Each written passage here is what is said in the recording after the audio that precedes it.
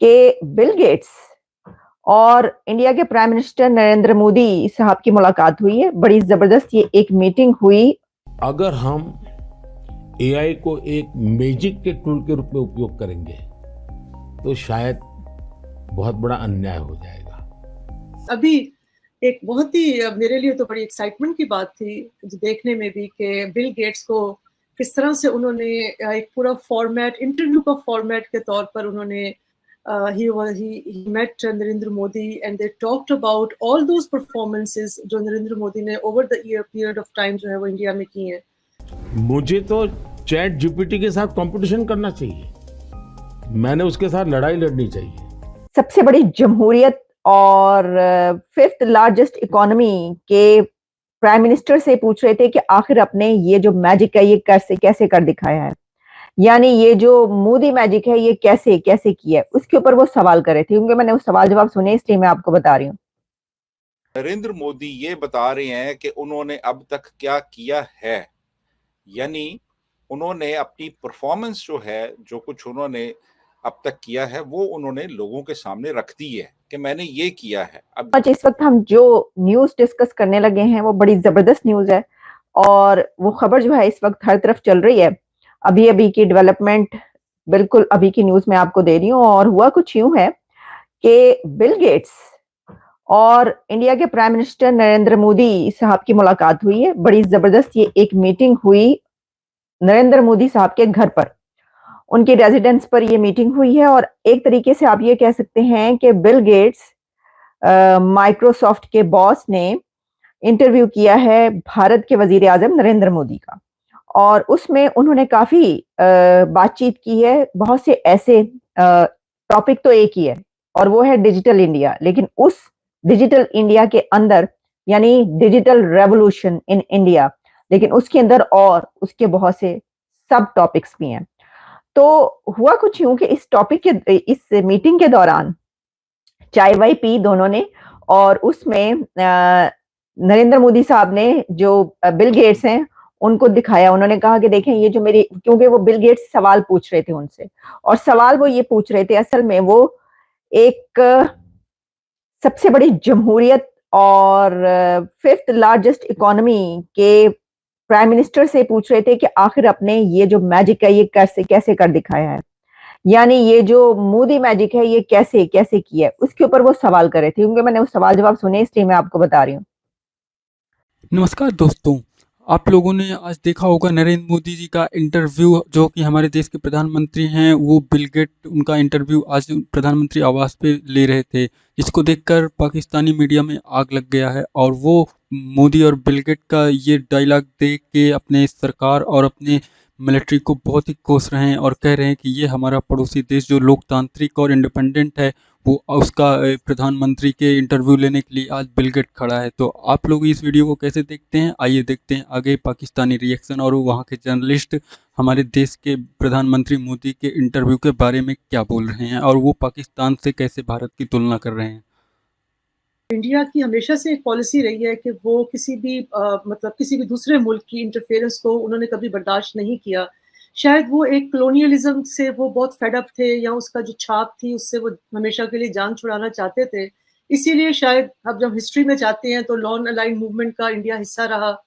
ना वो उन्होंने कभी इंटरफेरेंस की, ना वो इंटरफेरेंस किसी को, क्योंकि अभी जो हालिया भी देखते हैं कि अगर हम पाकिस्तान का और इंडिया का थोड़ा सा इसमें कंपैरिजन करें, वैसे तो कंपैरिजन अब नहीं बनता, हम खुद भी इस चीज को थोड़ा सा समझते हैं, लेकिन उसके बावजूद अगर थोड़ा सा करने की कोशिश भी की जाए just for the sake of debate, तो दोनों तरफ आप देखें ऑपोजिशंस के लीडर्स जो हैं, इंडिया में भी एक बहुत बड़ी तादाद ऑपोजिशंस के लीडर की जो है वो इस वक्त जेलों में है, और पाकिस्तान में भी इलेक्शन से पहले जो है वो और अभी भी जेलों में है।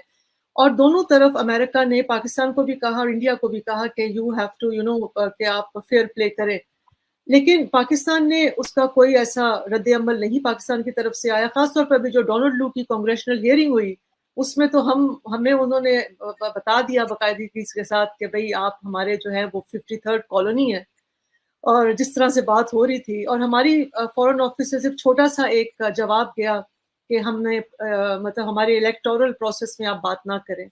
उसके अलावा उन्होंने हमें बताया जो भी कि ईरान के साथ हमारे रिलेशनशिप कैसे होने चाहिए, अफगानिस्तान के साथ कैसे होने चाहिए, हम खामोश रहे। लेकिन इसके मुकाबले में इंडिया ने फौरी तौर पर ना सिर्फ स्नब किया यूएस को, बल्कि उन्होंने उनके एम्बेसडर है, एनवॉय है, उनको बुलाया भी, उनको कॉल भी किया फॉरेन ऑफिस में, उनकी जिसे कहते हैं ना कि आप उनको I don't know whether I should use the word snub और व्हाट, तो ये डिमार्श है। तो इसको आप क्या वाकई ही why can't Pakistan do this? My question is, सवाल पूछा कि ये जो आपने एक तो डिजिटल रेवोल्यूशन आप ले आए, लेकिन सबसे अच्छी बात आपकी ये है कि आपने ये आम लोगों तक पहुंचाया। तो ये कैसे कर दिखाया आपने?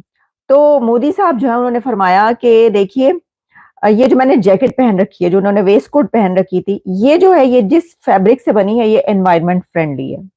यानी वो इस हद तक ख्याल रखते हैं कि वो उनका अपना पहनावा भी जो है वो एनवायरमेंट फ्रेंडली हो। फिर उन्होंने कहा, बिल गेट्स ने कहा कि आपका ये रेवोल्यूशन जो है ये यहां तक हुआ कि जो नारी शक्ति है, यानी जो डिजिटल रेवोल्यूशन का इस्तेमाल हो रहा है वो गवर्नेंस में हो रहा है, वो नारी शक्ति के लिए हो रहा है, वो फार्मर्स के लिए हो रहा है, वो एग्रीकल्चर के लिए हो रहा है, वो एक आम दुकानदार के लिए हो रहा है।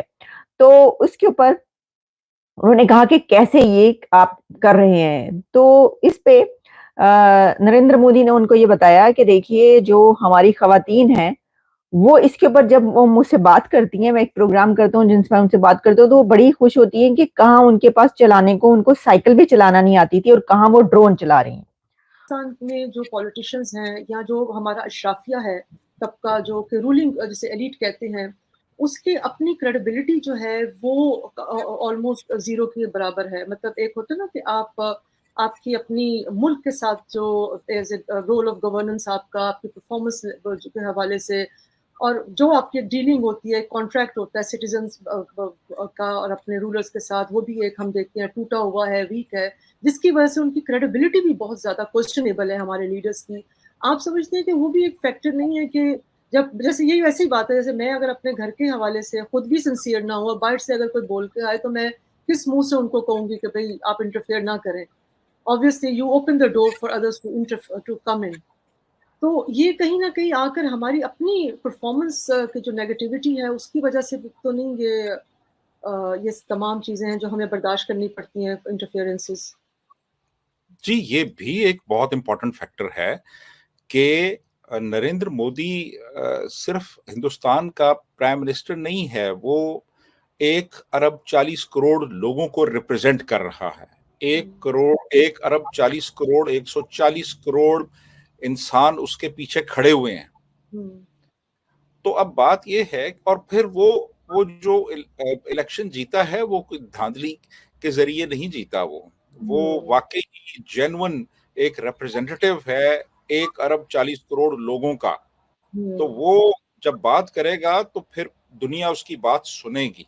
यहाँ पे तो आप देखिए ना कि हमारे तो इलेक्शन के रिजल्ट्स ही इंतहाई कंट्रोवर्शियल हो चुके हैं। अमेरिका ने कहा है जी कि आप करें अपना जरा थोड़ा सा पोस्टमार्टम करें ना, जो ये अभी आपके इलेक्टरल रिजल्ट्स आए हैं इनका, आप इस पे जरा इंक्वायरी करें कि क्या हुआ है। ये गेट्स माइक्रोसॉफ्ट का बॉस ये कह रहा है कि you are the boss of digital revolution Narendra Modi, कि तुमने जो अपने मुल्क में कर दिखाया तो मुझे बताओ कि तुमने कैसे किया। उसके ऊपर दोनों बातचीत करते रहे।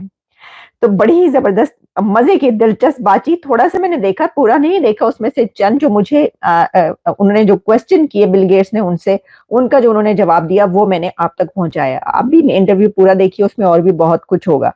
तो ये हम देख रहे हैं कि ये जो है फिर उन्होंने G20 पे बात की। नरेंद्र मोदी ने कहा कि G20, बिल गेट्स जो है उन्होंने रिस्पॉन्ड किया जब नरेंद्र मोदी ने उनको ये बताया कि जनाब ये जो G20 हमने उसके दौरान क्या क्या कुछ किया। During the G20 summit in Indonesia, जो representative from the around the world express there, जो बहुत ही क्यूरियस थे, वो ये चाहते थे कि उन्हें बताया जाए कि भाई ये जो है ये कैसे हो रहा है और किस तरह हुआ है। और इसमें रेवोल्यूशन जो है वो एग्रीकल्चर और एजुकेशन सेक्टर और हेल्थ सेक्टर में जो है इंडिया कैसे लेके आया है, वो ये पूछ रहे थे। The digital revolution in the country, I explain to them that we have democratised technology to prevent monopoly and it is by the people and for the people. हाँ जी, for the people, by the people, to the people, वो जो एक वो उसको उन्होंने इसमें इस्तेमाल किया है। I am here, it is like digital